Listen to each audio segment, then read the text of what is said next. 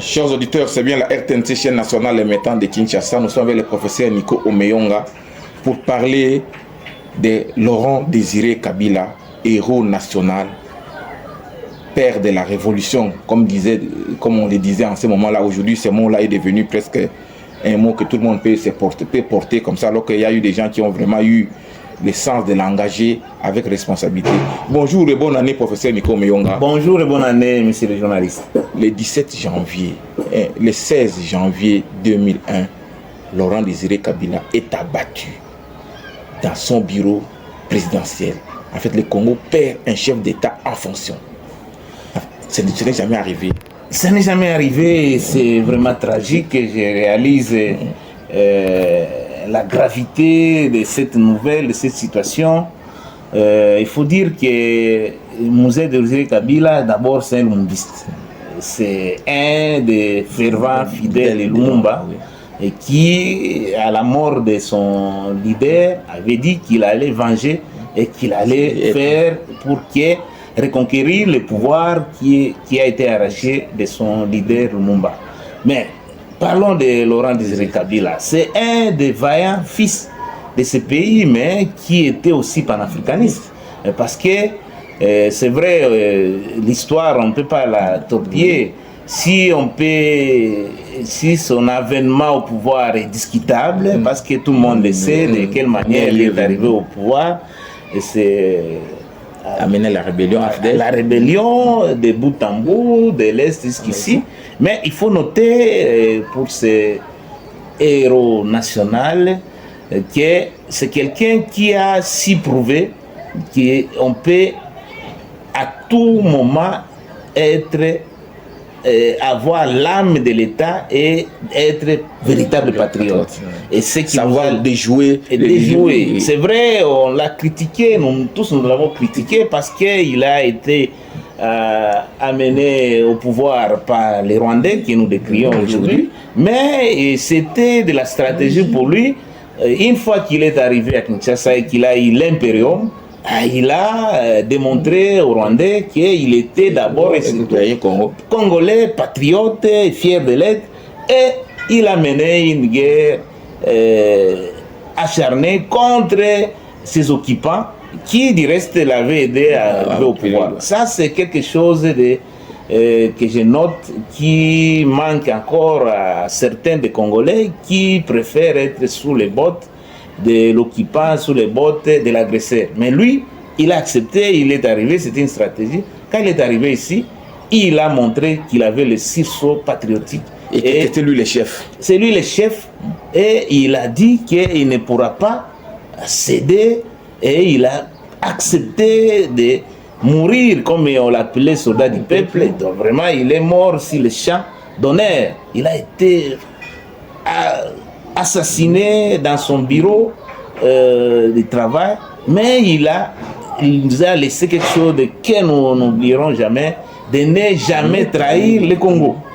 Oui, en fait, Laurent Désiré Kabila est mort dans son bureau, alors que toute sa garde était là. On a eu Edi Kapende, on a eu Rachidi, ces gens-là sont morts. Mais est-ce qu'on peut dire aujourd'hui, avec le recul du temps, que la vérité sur la mort de Laurent Désiré Kabila est connue? La vérité est connue, je ne saurais le dire, parce que la vérité, telle qu'elle est, elle est encore débitée, telle qu'elle est décrite, je crois qu'il y a encore des zones d'ombre. Moi, il faut prendre tout le temps qu'il faut. Il faut encore attendre pour que nous sachions réellement qui est le véritable tueur, qui est les commanditaires, qui ont été en manœuvre, qui...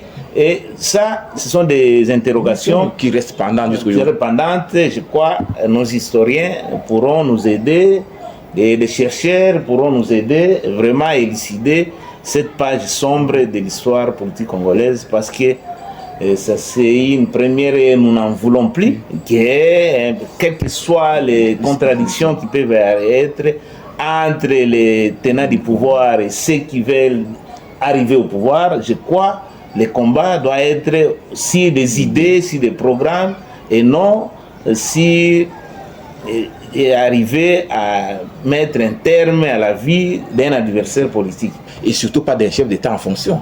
D'un chef d'État en fonction, Et là, c'est quelque chose qui est vraiment, tout le Congolais dit, plus jamais ça, parce qu'on n'aimerait pas encore revivre encore cette triste tragédie de voir un président en fonction être assassiné dans son bureau de travail. Tous les Congolais ont pleuré, et surtout quand Dépouille est arrivé à Kinshasa, on a vu comment les gens se sont jetés sur le boulevard Lumumba pour accueillir celui qu'on appellera plus tard héros national. Nzé a marqué les Congolais. Est-ce que les leçons du kabylisme pur sont encore reconnues? Est-ce qu'on peut citer aujourd'hui quelques leçons de ces héros nationaux, Laurent Désiré Kabila? Bon, les leçons, on peut les citer, on peut les réciter comme on en a l'habitude, oui. Mais le problème, ce n'est pas de les réciter, mais c'est de les vivre. Même on a vu, juste après la mort de Laurent Désiré Kabila, tout ce qui se disait kabylistes, c'est pire dire, on a vu faire le contraire de ce que le kabylisme prenait. Donc, dans notre pays, souvent les gens sont dans l'émotionnel, les gens cultivent surtout l'instinct grégaire. Et parfois on vient, on se dit lumubiste, on se dit kabyliste, mais on fait des choses qui n'ont rien à voir avec ces idéologies. Donc aujourd'hui, au moins, le peuple congolais dans son ensemble, soit qu'il est nationaliste, soit qu'il est patriote. Donc ça, au moins, ce sont des choses qu'on peut retenir. Mais par rapport aux acteurs politiques, par rapport aux héritiers de Kabila, ils n'ont rien de commun de ce que leur leader ou de ce que Laurent Kabila a représenté, sa philosophie politique, son idéologie et même son programme politique, je crois. Ceux qui étaient avec lui, ceux qui l'ont succédé, ceux qui se réclamaient de son vivant, qu'ils étaient kabylistes, c'était ses adeptes. Mais on a vu après sa mort que ce mouvement-là, ce courant est pour preuve. Je ne sais pas si vous connaissez encore, même juste après sa mort, même son parti a été, jusqu'à ce jour, n'existe presque plus, pour dire que non. Or, lui, c'était un homme politique. Oui. D'ailleurs, c'est par son parti politique et ses idées qu'on veut continuer. Mais aujourd'hui, aucun Congolais, même les PRP n'existent plus. PRP, même les derniers Congolais ne savent même pas c'est quoi PRP. C'est peut-être quelques élites qui peuvent quelques nostalgiques encore. Nostalgiques. C'est pour dire qu'on a liquidé ces idéaux avec sa mort. Quand il est mort, on a mis une croix sur ses idéaux, sur sa conviction politique, son combat politique et même sur sa philosophie politique. Oui, et professeur Nico Omeyonga, est-ce que Laurent Désiré Kabila était spécial? Est-ce que le président Laurent Désiré Kabila était spécial? Bon, spécial, bon, il faut dire que non, ni l'est indispensable, oui. C'est en politique, mais le contexte qui prévalait à l'époque, je crois, ça valait la peine qu'on ait un homme comme lui qui a vécu avec les agresseurs, qui les connaissait déjà. Qui les connaissait, et donc il pouvait facilement déjouer les plans machiavéliques des agresseurs. Donc à l'époque, je peux dire qu'il était l'homme du moment. Il était l'homme du moment, mais il nous a impliqués dans une politique où il faut faire la part des choses entre les instances gouvernementales, la famille et les amis. Et Laurent Désiré Kabila a su vivre et diriger le Congo loin de sa famille, loin de ses enfants. On parlait de Laurent Désiré Kabila comme président de la République, jamais de sa femme ni de ses enfants. Contrairement à la succession, nous avons vu après tout le monde, c'est sa femme qui parle, ce sont ses enfants, c'est la famille qui finalement dirige, on ne sait même plus qui porte la responsabilité de l'État. Non, c'est ça aussi, parce qu'il y a deux types d'hommes, il y a homme politique et homme de l'État. Oui. L'homme, j'ai toujours dit, quand on est chef de l'État, quand on est dirigeant, il ne faut pas avoir l'état d'âme, mais il faut avoir l'âme de l'État. Lui, au moins, il avait l'âme de l'État parce qu'il savait que ce n'était pas la famille qui était au sommet de l'État. C'est un homme, un individu. Un président de la République, c'est quelqu'un qui, en principe, doit incarner le destin national. Un président de la République ne peut pas se rabaisser pour se retrouver dans des combines familiales, amicales et tout ça. Non, il doit transcender. Et c'est ainsi que lui, vous savez, prend la distance avec sa famille, avec ses amis, mais il mettait en avant-plan la nation. Mais il faut aussi un bémol que quand il est arrivé au pouvoir, nous tous nous avons décrié la manière dont il voulait vraiment imposer la pensée unique. Il a mis tous les partis au frigo. Et ça, au moins, ce sont des choses que nous avons un peu déplorées parce que les pluralismes politiques comme syndical, ce sont des acquis. Et nous avons mené de la démocratie. Donc, il n'était pas question que les gens réfléchissent de la même manière. D'ailleurs, si tout le monde réfléchit de la même manière, personne ne réfléchit mieux. Il fallait des choses, des idées. Et c'était un peu l'écueil que je peux relever. Mais au-delà de cet écueil, mais c'était un véritable patriote. C'est quelqu'un qui avait réellement l'amour pour sa patrie. Et la patrie passait avant toute chose. Et donc, il était un digne fils de ce pays, et la patrie n'oublie jamais ses dignes fils. C'est pourquoi il est célébré, il est honoré, et pourquoi nous parlons avec lui, parce qu'il y a des choses, si vous voulez que les gens se souviennent de vous, soit vous causez un grand préjudice, tout le monde va se souvenir à mal de vous, soit vous apportez quelque chose de substantiel, les gens se souviendront de vous. Donc lui, au moins, il a mené son combat politique, il n'a pas mené seulement pour soi-même, pour sa province, pour sa tribu, sa famille, mais c'était un combat de libération pour tout un peuple. Et ça, c'est quelque chose qui est devenu un peu rare dans les chefs des hommes politiques congolais, qui considèrent que pour vraiment diriger, pour avoir le pouvoir, il faut avoir avec soi ses frères biologiques, ses membres de famille ou de sa province, alors que la politique, quand on est au sommet de l'État, il faut considérer que la tribu, pour un chef de l'État, c'est la République, c'est la nation entière. Donc il ne s'appartient plus à lui-même, il n'appartient plus à sa famille biologique, il n'appartient plus à sa province, mais il devient le symbole de l'unité nationale. Et ça ne doit pas être seulement au niveau des discours, mais ça doit être dans la praxis politique. Et c'est ça, quelque chose qu'on a. Et sous son règne, on a vu même des ministres, pour des montants si insignifiants, pouvaient aller en prison. Mais aujourd'hui, on a des scandales financiers de l'ordre de dizaines de millions de dollars, mais personne n'est inquiété. Mais lui, au moins de ce côté-là, il voulait que les ministres soient réellement les serviteurs de la République et non quelqu'un qui vient s'embourgeoiser au détriment de l'ensemble du peuple congolais. Oui, ces 3 ans nous ont marqués. Vous êtes économiste, vous êtes monétariste. On a vu Laurent Désiré Kabila avec ses idées et il vient avec reconstruisons le Congo, la reconstruction du Congo. Et il fait un plan de reconstruction qui ne vient ni de la Banque mondiale, ni du Fonds monétaire international. Une liberté de penser, une manière de voir qui lui a aussi causé en quelque sorte les abois de sa mort. En fait, le fait de dire nous allons reconstruire le Congo par nous-mêmes, et par nos moyens, mais nous avons besoin de 7 milliards de dollars, d'aider nous, mais venez appliquer notre plan. Ce qui a toujours manqué, au risque de me répéter, j'ai dit que dans tous les pays du monde, et nous, si nous voulons réellement, la croissance économique comme le développement sont véritablement, fondamentalement endogènes. Pour qu'on en arrive réellement à une véritable croissance économique et au développement, il faut qu'il y ait un plan pluriannuel conçu par les Congolais et pour les Congolais. C'est ce qui manque. Mais si nous continuons toujours avec cette extraversion culturelle qui nous conduit à considérer que les plans viendraient de l'extérieur, or si les plans viennent de l'extérieur, ils ne viennent pas pour faire avancer les choses, mais c'est pour faire bénéficier à celui qui donne ces plans.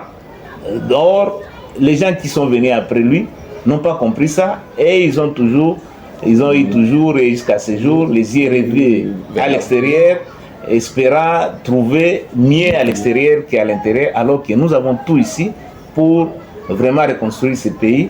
Et on ne le dit pas assez, il n'avait pas de l'aide, il n'avait pas payé correctement les gens. Il payait correctement. Parce que lui, si nous avons des difficultés à payer même à ce jour correctement les fonctionnaires de l'État, c'est parce qu'il y a la corruption, la prédation à grande échelle. Les gros des moyens qui sont créés par l'ensemble des peuples congolais, il y a peut-être 2 ou 3 000 personnes qui s'en approprient et les restes crèvent. Donc, si on a, lui, il a su démontré qu'avec la gouvernance orthodoxe, la gouvernance, on peut arriver vraiment à mobiliser des ressources et à les répartir équitablement, sans les concours ou l'aide extérieure. Mais ici, si nous continuons à connaître ce que nous connaissons, c'est parce qu'on n'arrive pas, ce que nous créons comme richesse, mais c'est au niveau de la répartition que ça pose problème.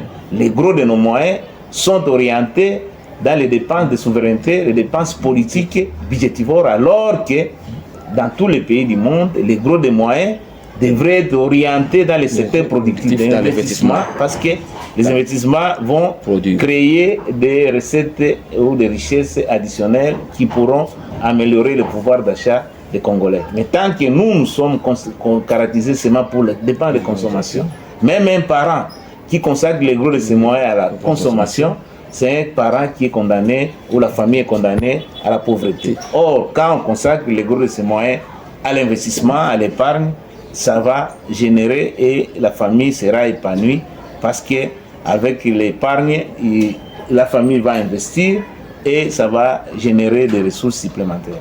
Ça va générer des ressources supplémentaires. Laurent Désiré Kabila payait quand même aux militaires à ce moment-là au moins $100, sans compter le reste. Mais aujourd'hui, nous sommes tous dans les tiraillements. Et il avait une grande idée de la nation. Et il savait que les dangers pour le Congo viendraient de l'Est et du Rwanda. Il a mobilisé la jeunesse, il a recruté, il a formé. En fait, on disait, en tant que prophète politique, il savait qu'il fallait surveiller le Rwanda, parce qu'aujourd'hui, nous sommes menacés par le Rwanda. Nous sommes menacés par le Rwanda, mais qui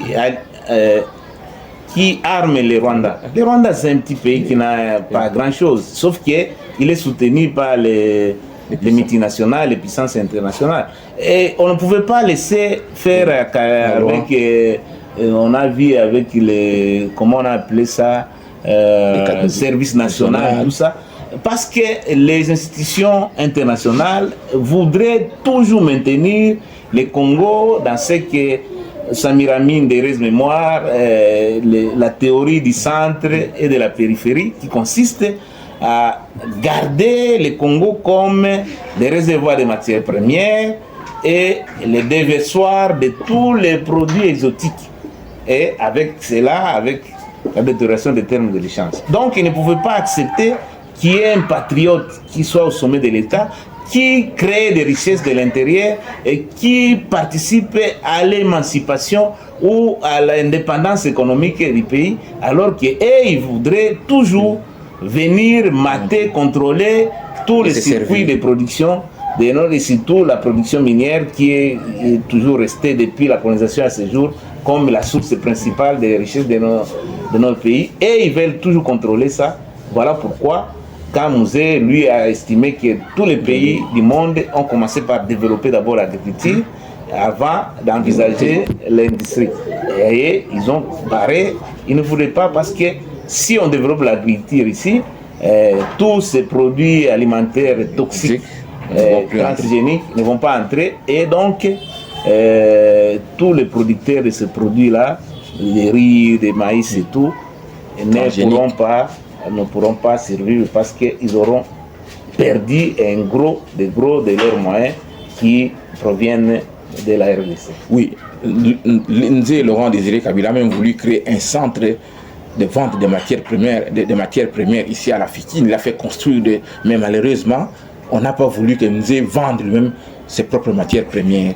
Et les centres là aujourd'hui, c'est devenu des simples magasins d'habits. Pourtant, c'était conçu pour l'exposition de matières premières et les ventes. En fait, il était bien en avance, Laurent Désiré. Non, il a une longueur d'avance parce que lui, au moins, il a eu l'avantage, il a vu comment son leader, Lumumba, comment il a évolué, et comment il a été assassiné. Lui, il voulait aussi un peu échapper à la tragédie qui a connue Lumumba. Malheureusement, c'était fatal. Ses collaborateurs n'avaient pas la même compréhension. De la même manière que à l'époque, Lumumba n'avait pas de collaborateurs qui avaient la même vision.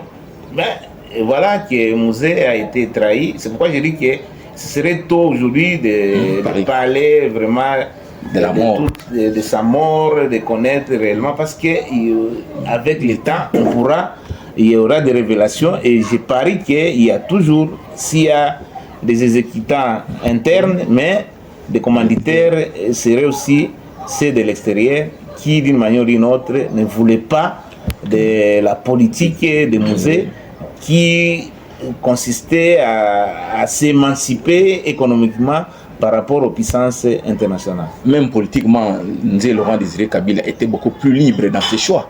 Parce que vous voyez comment il a fait son premier voyage en Chine. Au lieu d'aller en France, à Paris, il a préféré aller en Chine. Donc on a trouvé que c'était un homme qui était venu bouleverser les habitudes d'un Congo avec une troïka traditionnelle, un Congo qui avait déjà un schéma, et lui voulait en imposer un autre. En fait, les Congolais n'ont pas bien compris Nzé, mais l'Occident l'avait bien compris, c'est pourquoi ils l'ont combattu.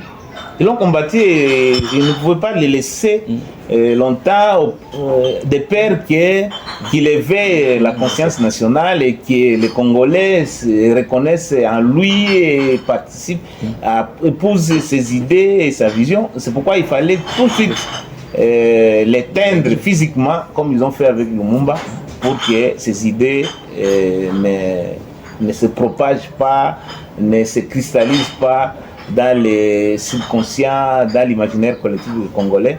Et c'est voilà pourquoi ils l'ont abattu. Ils se sont servis de ses collaborateurs, de tout ce qui était autour de lui, et ils l'ont assassiné pour avoir raison sur lui, si sa politique, si sa vision et si sa philosophie. Oui, est-ce que Laurent Désiré Kabila, héros, c'est compris des Congolais? Bon, il y a des gens qui le contextent du fait qu'il soit amené ici par des Rwandais et ils considèrent qu'il ne mérite pas d'être héros parce que il a quelque peu, il y a des gens qui disent qu'il a trahi parce qu'il a été amené ici par les Rwandais qui nous agressent. Et c'est ainsi qu'il y a d'autres qui doutent un peu de son héroïsme parce que pour eux, ils considèrent qu'un héros devrait être réellement et totalement indépendant de toute influence extérieure. Et du fait que ses compagnons soient des Rwandais, et c'est là où certains Congolais considèrent qu'il n'est pas héros, mais moi je sais que il n'y a aucun homme politique qui soit vraiment exempt de toute critique ou de tout. Même les célébrissimes Mandela, quand vous réalisez son histoire, il y a des choses des choses à redire sur son combat politique. Donc, certes, il y a quelques limites, quelques faiblesses qu'on peut relever ça et là, mais moi je considère et je crois que Laurent Désiré Kabila, il est aussi héros que Lumumba. Prophète aussi, un prophète politique. Prophète qui politique, avait une vision de loin. C'est comme Lumumba, parce que Lumumba déjà à l'époque il parlait de la balkanisation du Congo. Et là, petit à petit, vous voyez que c'est quoi. Donc quand on est un homme politique, n'est pas trahi le parce qu'il savait qu'il y aurait des traîtres après lui. Naturellement, un leader c'est un visionnaire. Oui.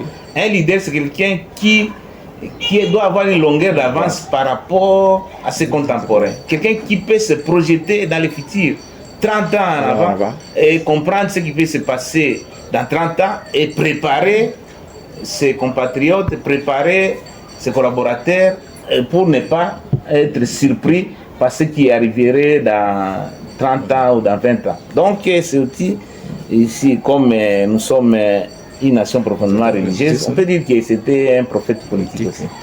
Ok, merci professeur Nico Meyonga d'avoir donné votre temps pour parler de Laurent Désiré Kabila, ce président de la République du Congo, qui restera jusqu'alors peut-être pour beaucoup encore incompris, mais dont l'essence de la gestion de la République a marqué pour longtemps et va encore marquer pour longtemps des Congolais. Bonne année 2026. Bonne année 2026. Et Laurent Désiré, c'est vraiment un véritable soldat du peuple qui a si marqué les esprits et qui a si marqué l'histoire de notre pays. Et je crois son sang qu'il a versé pour le Congo sera un lubrifiant pour la jeunesse actuelle et celle qui viendra après, de manière à ce qu'on comprenne qu'on est pour la patrie ou la mort. Donc, pour sauver la patrie, on peut aller même au sacrifice suprême. Merci beaucoup, professeur Nico Meyonga. C'est moi qui vous remercie.